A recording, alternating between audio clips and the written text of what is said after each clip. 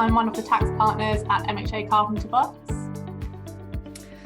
Hi, my name's Sarah Fitzgerald and I'm the Business Services Group Partner at Carpenter Box. It's definitely time, which is something I'm sure a lot of people can relate to. There's always so much that I want to get involved in, so much good things that need doing. So trying to prioritise tasks and make the use out of my time, that's definitely an ongoing challenge, which I think will always exist. Some things that have really helped with that challenge and trying to look after time sensibly is to build really good supportive teams. And that's true in the workplace. It's also true at home as well, and trying to make sure that life is in balance generally. I echo what Rachel said, actually, is the biggest professional challenge is always finding that extra time to go the extra mile, really. I think, in the coming year, client service is going to be the absolute fundamental focus point throughout the practice, following on from the COVID crisis. And, to do that properly does take time, and that, along with all the other issues and exciting projects that are underway, that's the biggest challenge for me. I'm most proud of my career journey, really. So when I was 16, I left high school, didn't really know what I wanted to do, didn't choose my college courses very well. So I left college and I started as an office junior, opening post, and I just happened to start at a firm of accountants. And 6 months later, they agreed to put me on an apprenticeship for accounting, and I then started working in tax. I went on to charter as a tax advisor, and I've now grown into the tax partner that I am today. So my journey from really starting just as an office junior at the age of 16 to where I've got to today. I think I'm proud of the fact that, again, I've managed to have a good career. I've run a successful business. And I've done that whilst being a single parent for two young girls from a very young age. So I think I'm really proud that I've just made it this far, quite frankly. So, yeah.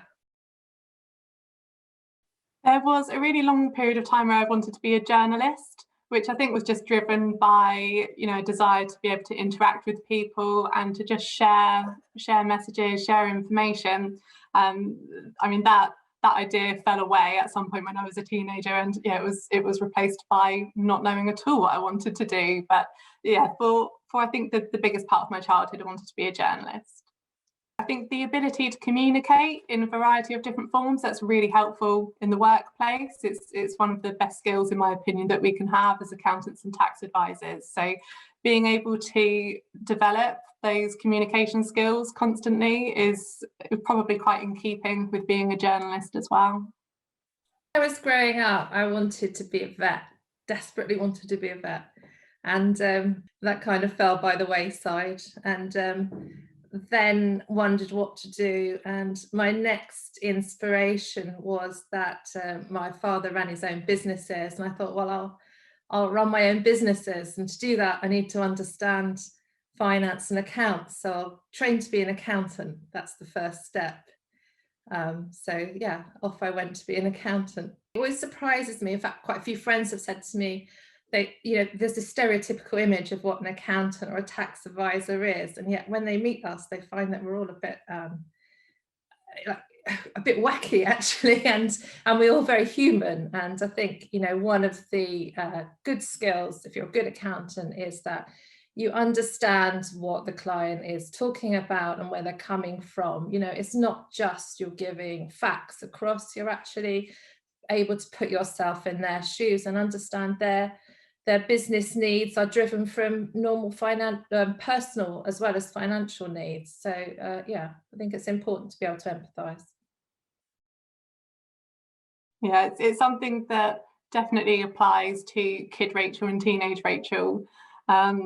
Having been a parent for the last 8 years to my boys, my advice would be to appreciate the things that your parents do for you. I think when you're a kid, you so often take them for granted, and then when you become an adult, you suddenly have to do these things for yourself. It can be a bit of a wake-up call to then have to do all of those things for other people as well. It definitely makes me look back and appreciate how much our parents do for us when we're growing up. I think the advice would be to enjoy the journey a bit more. I've always been too focused on the next step, or worrying about how other people might perceive what I'm doing. So I think my advice would be just to be more in the moment and enjoy it more, whether that's personally or from a career aspect as well. Seems like the time's gone very quickly. It could have been a bit more focused on enjoying it as I went along. I learnt to play the piano as a kid, so my top stress buster is actually just sitting down and playing the piano for half an hour or an hour, however long it needs to be. I think having that creative outlet is really valuable, and it's something that I really appreciate. Mine's music as well, actually. So before COVID, I was able to go play an orchestra and a concert band, play the clarinet in those. So I could do that. But like Rachel, because they're not on at the moment, I tend to sit down at the piano and get immersed in playing something. Not very well, but it's getting better. I suppose what I'd want out of this is for the younger trainees to be able to think that there's different routes and different ways of progressing. There are all sorts of routes to get there, and you don't have to do it necessarily, in the first 5 or 6 years of your career as well. So I think the whole industry is changing.